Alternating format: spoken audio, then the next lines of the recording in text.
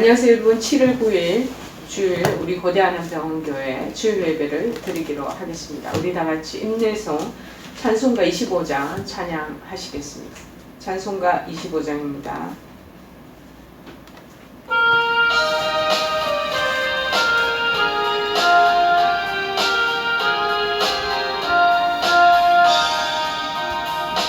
열유감 벗어서 주 앞에 드리세. 저 천사 깊은 노래가 온 땅에 퍼지네. 내 고난 깨어서 주 찬송하여라. 온 백성 죄를 속하신 만왕의 왕일세. 멸류관 벗어서 주 앞에 드리세. 그 손과 몸의 상처가 영광 중 빛나네. 하늘의 천사도 그 영광 보고서 고난의 신비 알고자 늘 근무하도다. 멸류관 벗어서 주 앞에 드리세. 온 세상 전쟁 그치고 참 평화 오겠네. 주 보좌 앞에서 온 백성 엎드려 그 한량 없는 영광을 늘 찬송합니다.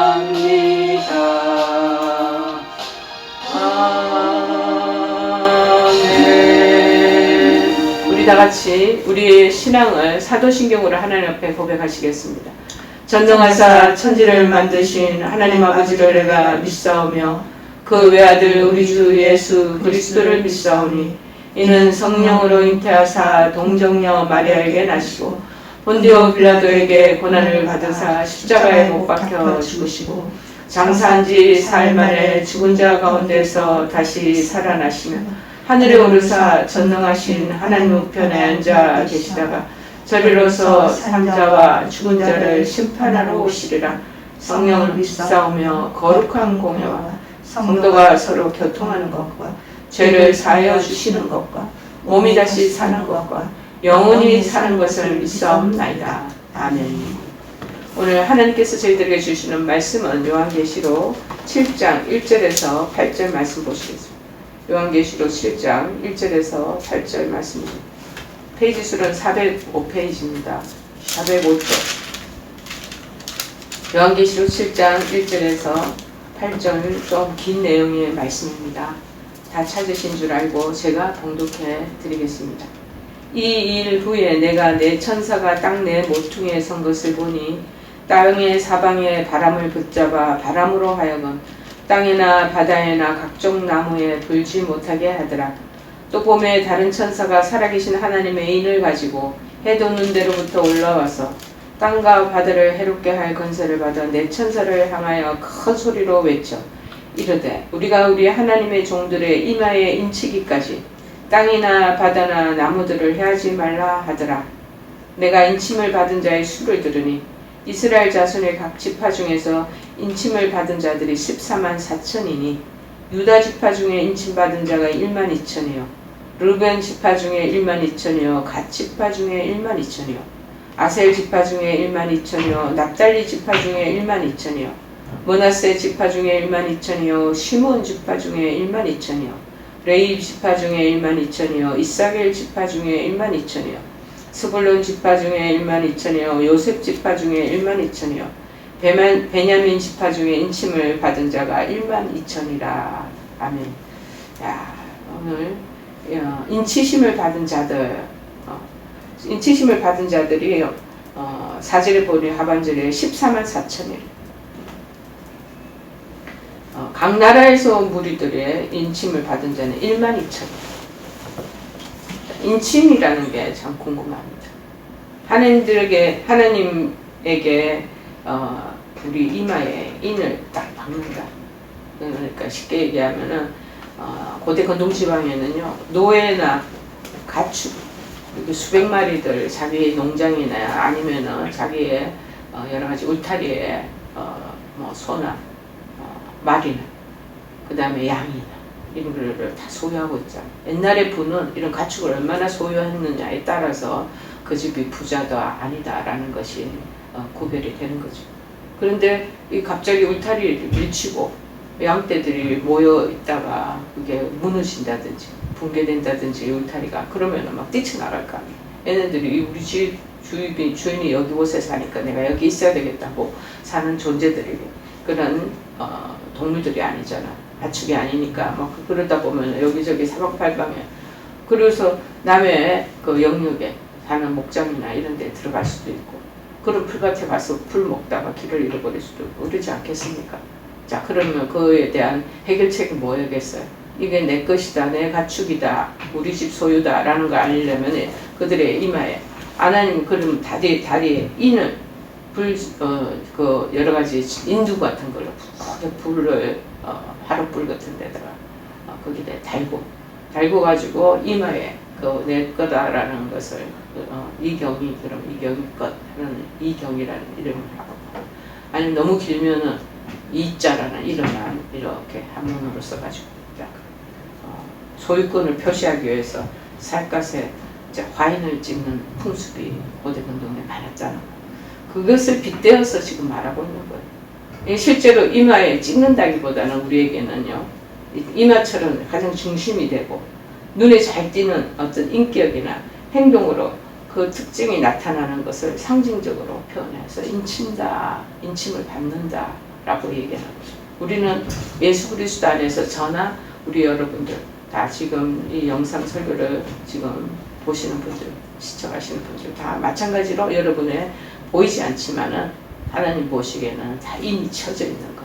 그래서 우리는 다 인치심을 받은 자들입니다. 그래서 3절에 보니까 우리 하나님의 종들 이마에 인치기까지 우리라는 수식어가 들었지. 우리가 우리 하나님.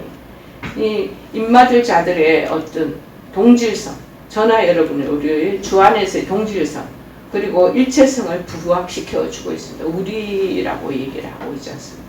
즉 예수 그리스도를 믿고 하나님의 자녀가 된 자들, 모두 주 안에서 같은 하나님의 자녀들이라는 것을 이 우리 영어로는 we 아니면은 소유격으로는 our 이것으로 잘 표현함으로 나타내주고 있습니다.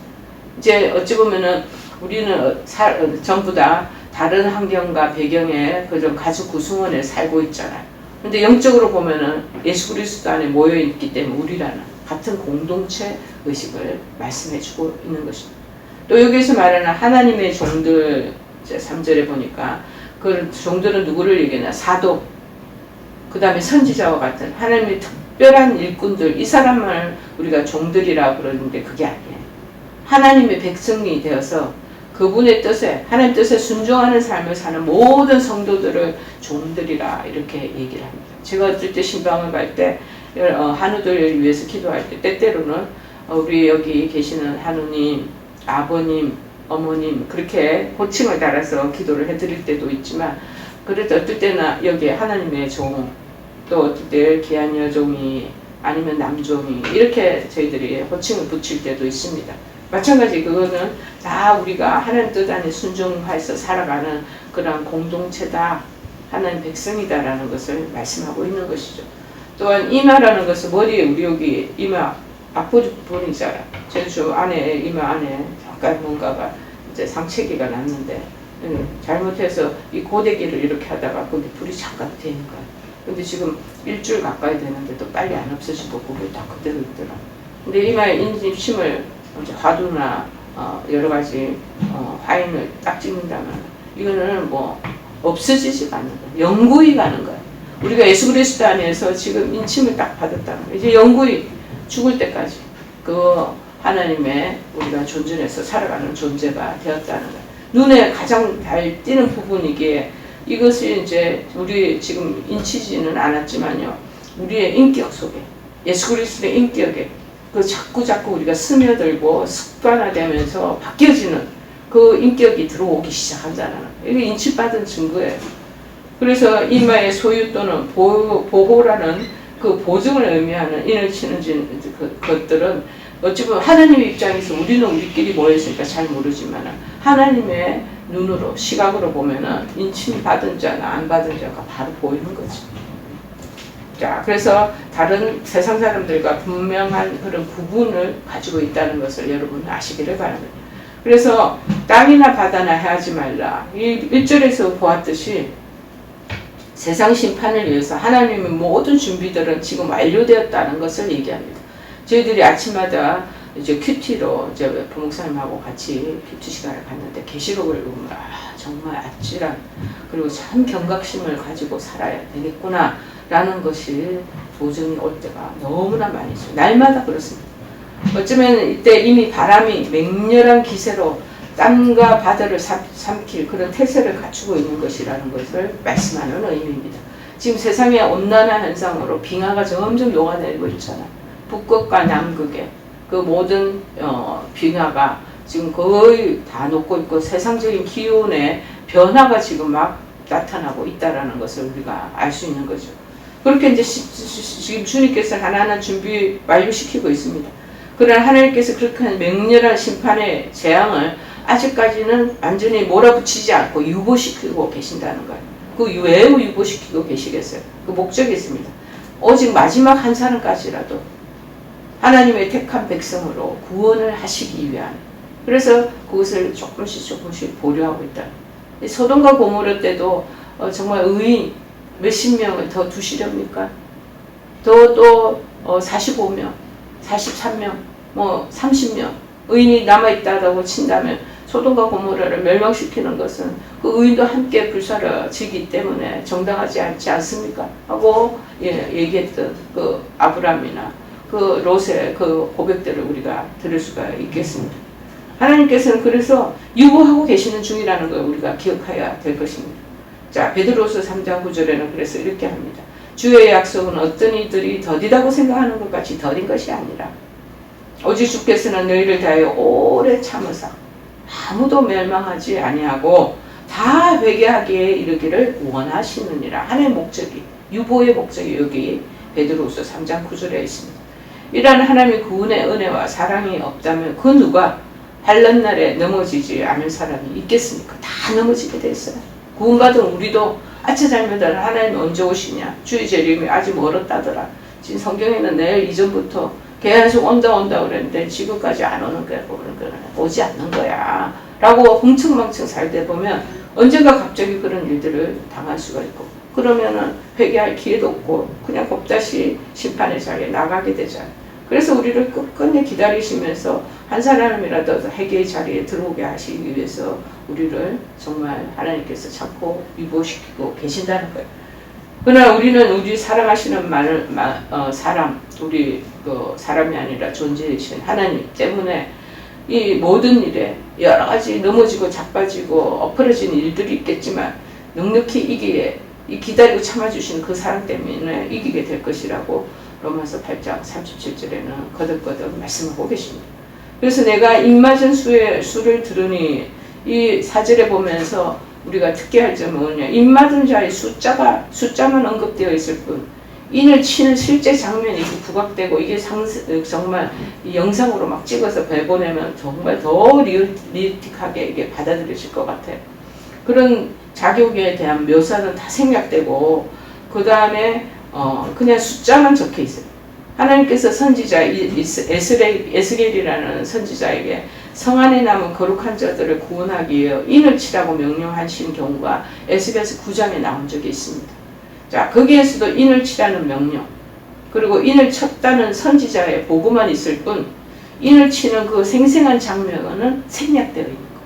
너무나 잔혹하고 가혹한 장면이기 때문에 그 말은 지금 배제해놓고 하지 않으시는 거예요. 이것으로 보건대 우리가 인을 치는 행위는 이거는 하나님의 신비에 속한 일이에요.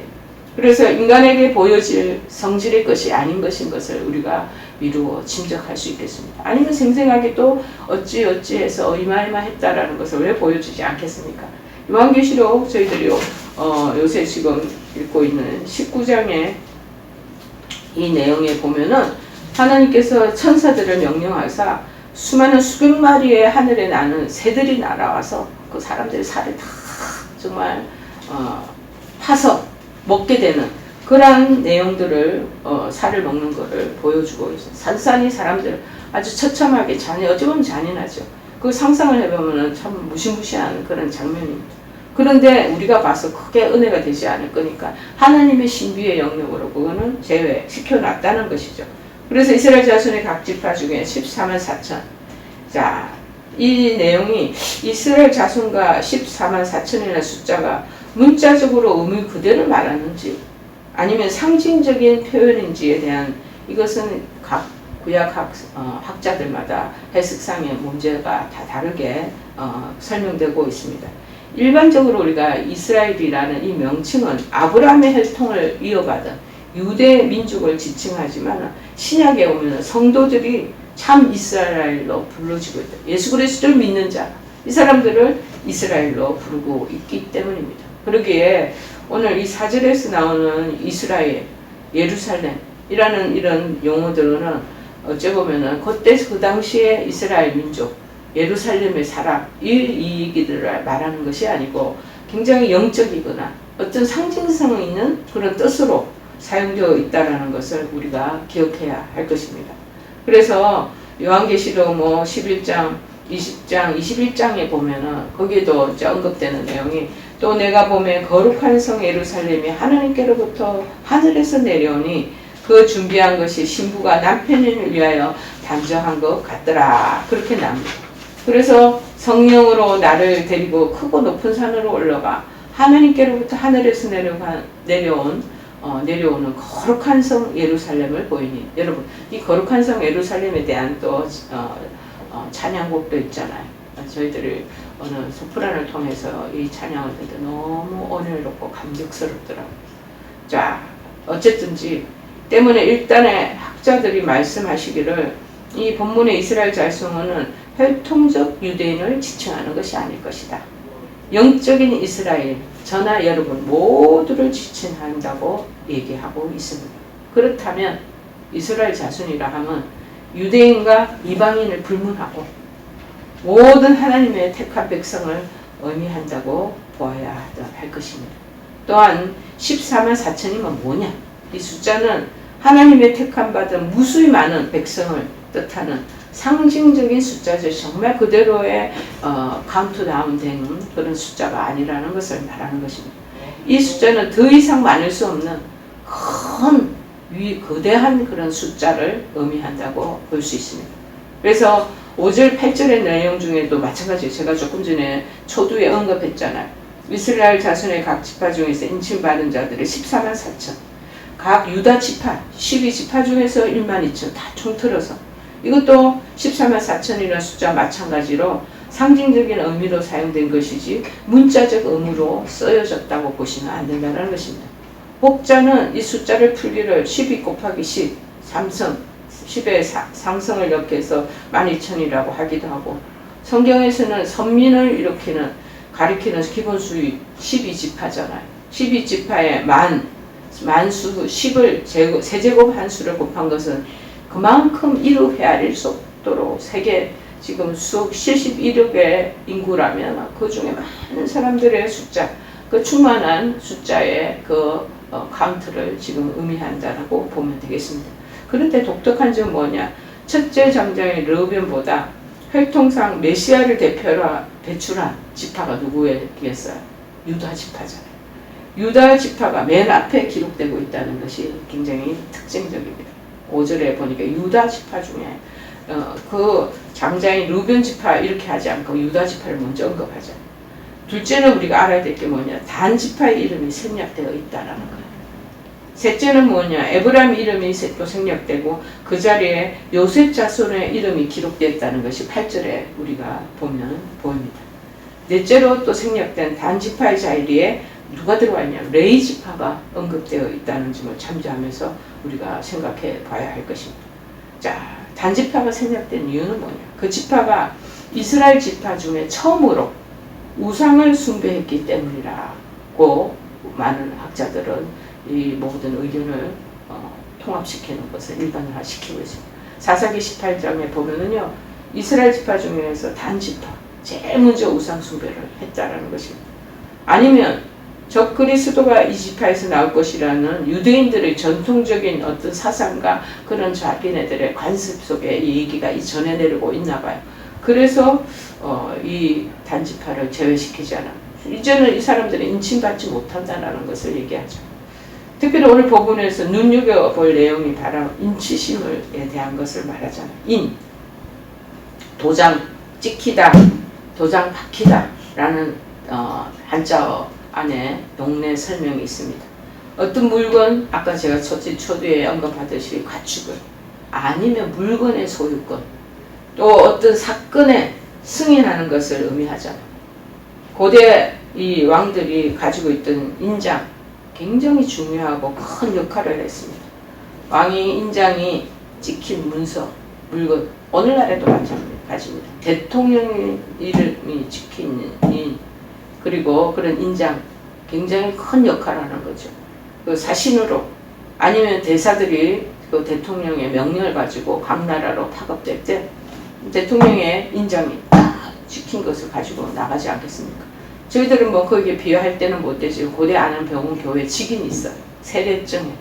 그래서 우리는 이 사람을 세례자로 인정합니다. 무엇으로? 고대 안암병원 교회라는 이름으로 하고 눌러주는 거죠.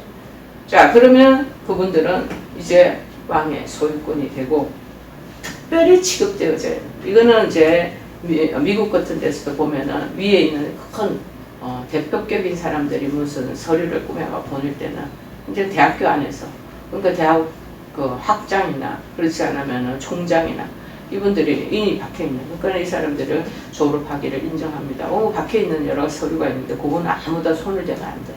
대상을 통해서 한국에 서류가 넘어올 때도 그거는 손댈 수 없습니다. 만약에 그거를 봉인 등을 떴다 한 적이 있으면 전부 무효가 돼버려요. 그래서 특별히 취급되어져야 하는 굉장히 권위 있는 것을 의미하는 거죠. 특별히 이제 왕의 인장을 갖고 있는 자, 그것도 똑같이 상응하는 법적 권한을 잘 부여받게 됩니다. 우리는 이 구약 성경을 통해서 왕의 인장이 얼마나 중요한 것인지를 우리가 알 수 있습니다.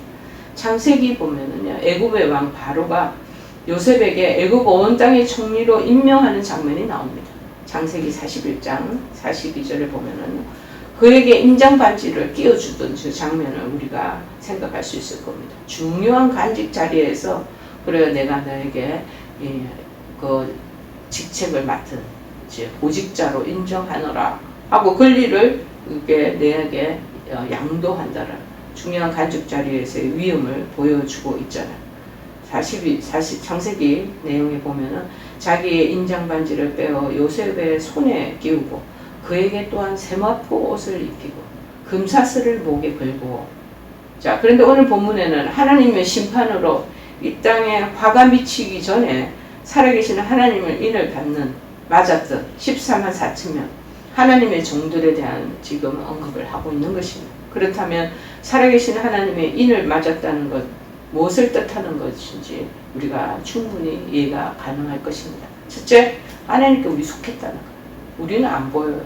근데 하나님이 지금 우리를 이마에 인을 다 채워넣었어요. 자, 누구의 소속이다, 소유물이다. 하나님이 주인이고 우리는 그 소유 안에 들어가. 소유권은 당신이, 우리가 아니라 그분 거라는 거. 그러니까 아가서 8장 6절에 보면은 이렇게 나옵니다. 너는 나를 인같이 마음에 품고 도장같이 발에 두라. 이것을 뜻하는 의미는 뭐냐? 소유되었다는 것은, 그리고 영원히 너와 나와의 관계는 변하지 않는 관계라 라는 것을 지금 말씀하고 있다는 사실입니다. 자, 여러분, 무엇보다도 우리에게 주시는 이 말씀의 의미를 우리가 잘 표현하고 알아야 될 것입니다. 특별히 하나님의 인치심의 이 모든 계획들, 이 원리들은 뭔가 우리에게 나타내 보여주는 큰 의미를 지금 내포하고 있는 것입니다. 이처럼 하나님께서 그 종이 된 우리 한 사람 한 사람들에게 이마에 인쳤다고 한다는 것은 우리 한 사람 한 사람이 다 하나님께 지금 소속되어 있다는 것을 가리킵니다. 그래서 초두에도 설명한 것처럼 고대 건동지방에 이 노예들 사람들도 노예도 내 소유다 하고 이마에 인을 치는 것, 아니면 발뚝에 인을 친다든지, 그렇게 아니면 발목에 도망가지 못하도록, 노예들이 다른 곳으로 또 도망갈 수도 있잖아요. 그러면 저 산속에 숨어 있다가 나중에 붙잡힐 때 이 사람이 어디서 뛰쳐나오는가 거짓말을 할 수도 있고 그러지 않겠습니까? 그럼 주인의 이제 인을 보고 이 사람은 저 누구 남부지방에 있는 그 알버트 집에 그 종인데가 나쁜 짓하고 도둑질하다가 들키니까 도망 나온 자다. 다시 되돌려 보내야 된다고 되돌려 보내는 거야. 그래서 주인의 화인을 찍어서 그 소유자를 표시했던 것처럼 우리 이마에도 인을 치는 것, 하나님의 소유라는 것을 나타내기 위한 것, 그래서 증거하기 위해서입니다. 신약 성경에서도 비근한 예가 있습니다. 사도 바울이 뭐라고 그런 줄 아세요? 고린도전서 6장 19절 29절에 언급하기를 너희는 너희의 것이 아니라 너희의 것이 아니라 값으로 산 것이 되었다. 노예를 우리가 돈으로 주고받고 남북 미국에 그때 전쟁 시절에 그럴 때 노예 시장이 있었어.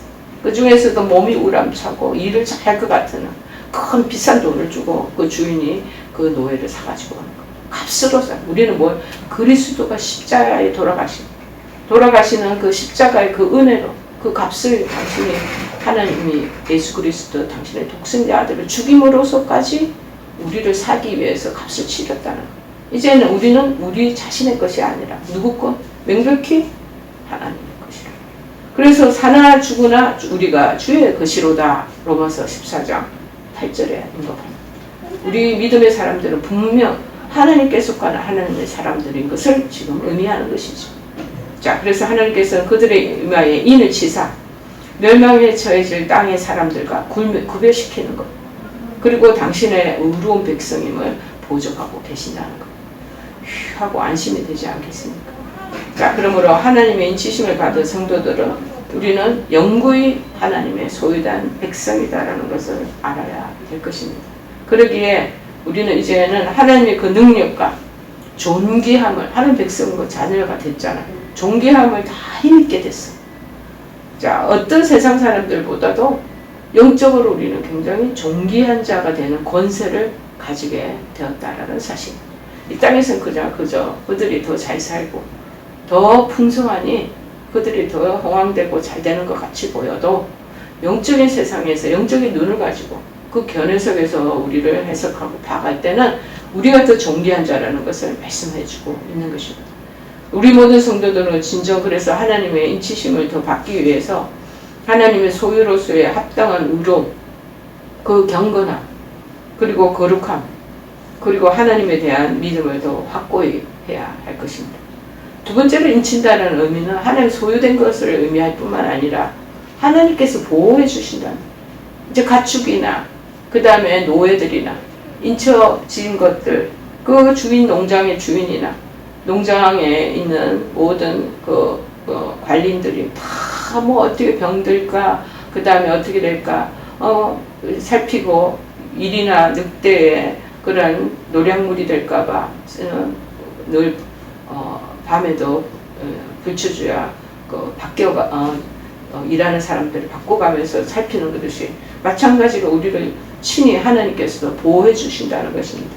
본문 3절에 얘기하면 가로되 우리가 우리 하나님의 종들의 이마에 인치기까지 땅이나 나무나 바다나 해하지 말라라고 얘기하잖아.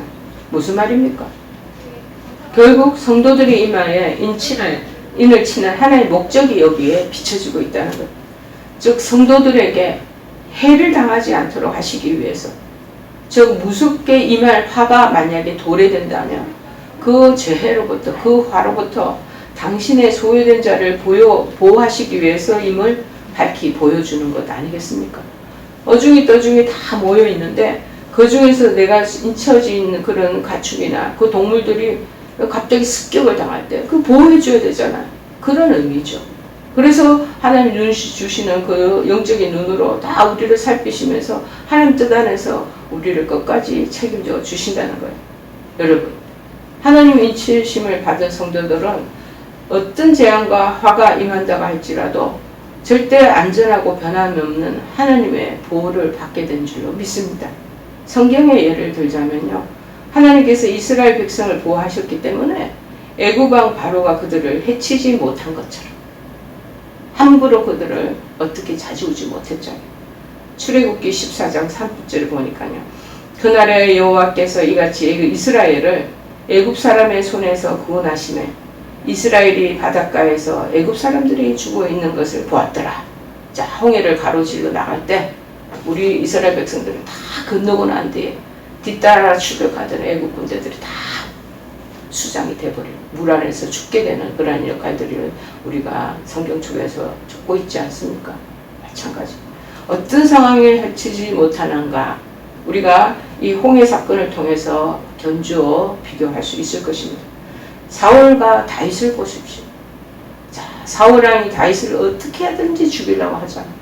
죽이고자 했으나 하나님께서 사울이 꿈꾸는 모든 나쁜 그 의도나 계획에서 다 다윗을 보호하시는 것을 우리가 알 수 있지 않겠습니까? 그런 것처럼 하나님은 당신의 사랑하는 자들을 어떤 상황 속에서도 끝내 안전하게 인도하신다는 것을 여러분 기억하시기를 바랍니다. 자, 특별히 우리 다니엘서를 보십시오. 다니엘을 시기하고 모함하던 악한 자들이 있었지 않습니까? 다니엘을 사자굴에 던져놓고 죽이게 만드는 거예요. 그렇지만 하나님께서는 당신의 사랑하는 종 다니엘을 머리털 하나 다치지 않게 보호하신 거예요. 성경을 통해서 우리에게 알려주시는 큰 귀한 메시지인 것입니다. 다니엘만 그렇게 하겠습니까? 하나님께서 우리 자신들에게도 지금 그러한 하나님의 간섭하심과 하나님의 예민한 보호하심이 있다는 것을 여러분 믿으시기를 바랍니다. 그래서 요한복음 10장 28절 29절에도 말씀하고 계십니다. 내가 저희에게 영생을 주노니 영원히 멸망하지 아니할 터이요 또 저희를 내 손에서 빼앗을 자가 없느니라.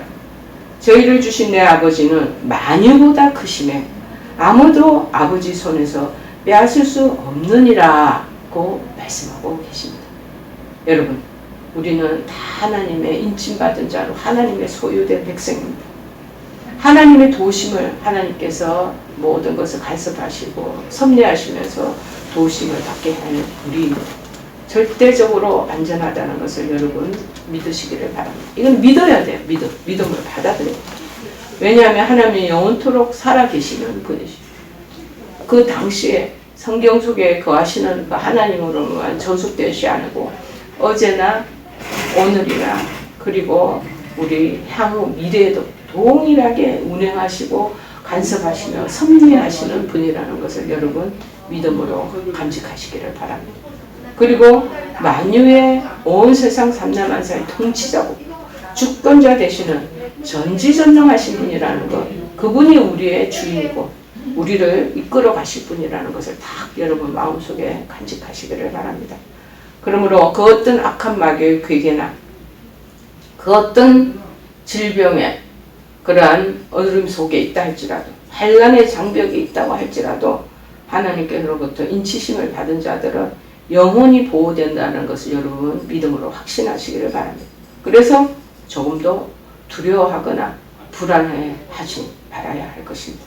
우리 모두 오직 하나님의 인치심을 받는 자다운 믿음 그리고 하나님 주시는 무로움, 거룩함을 지켜나가야 될 그러한 존재가 된 것을 또한 여러분이 병행해서 마음속에 각오하시고 의지를 하시면서 나아가야 할 줄 믿습니다.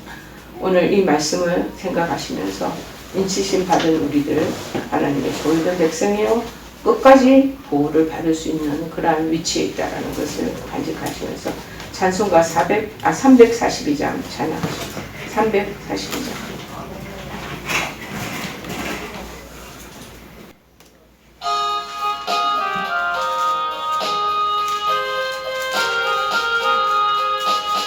너 시험을 당해 채찍지 말고 너 용기를 다해 곧 물리치라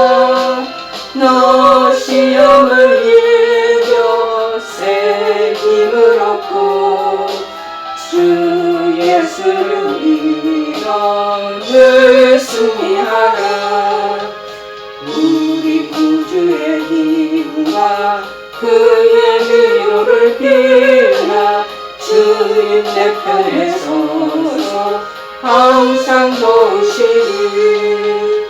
내 친구를 삼가 잘 선택하고 너 언행을 삼가 늘 조심하라.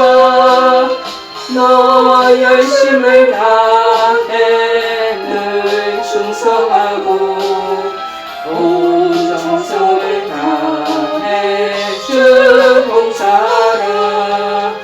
우리 구주의 힘과 그의 위로를 빌라 주님 내 편에 서서 항상 도우시리. 잘 이기는 자는 상 받으리니 너 낙심치 말고 늘 전진하라. 내 구세주 예수 힘 주시리니 주 예수를 믿어 늘 승리하라. 우리 구주의 힘과 그의 위로를 빌라 주님의 편에 서서 항상 보시리. 기도하시겠습니다. 살아계신 하나님, 하나님께로부터 인침받은 우리 백성들, 하나님이 우리를 하나님의 소유로 삼으셨고 또한 영원토록 우리의 편에 계셔서 우리를 보호하시고 인도하시고 간섭하시리라 믿습니다. 지금 질병에 처해 있는 우리 한우들에게 이러한 주님의 말씀이 큰 용기가 되고 하나님 힘이 되는 것을 믿습니다. 이들의 심령 속에 하나님 주시는 믿음의 확신이 차고 넘치도록 도와주옵시고 그래서 이러한 어떤 병마라도 하나님께서 이기게 해주시고 질병을 치료해 주신다는 것을 확신하며 나아갈 수 있는 이번 가료기간이 되도록 역사하여 주시옵소서. 지금은 우리 주 예수 그리스도의 크신 은혜와 하나님 아버지의 지극하신 사랑하심과 성령님의 교통역사 충만하신 은총이 우리를 인쳐주시고 우리는 또 인침받은 백성답게 거룩과 성결과 의를 따라 살고자 다짐하고 각오하며 용기 갖는 사랑하는 우리 모든 성도들 그리고 그 가족들 그리고 영상 시청하는 모든 권속들 머리머리 위에 지금부터 영원토록 함께 하옵시기만을 간절히 축원하옵나이다. 아멘.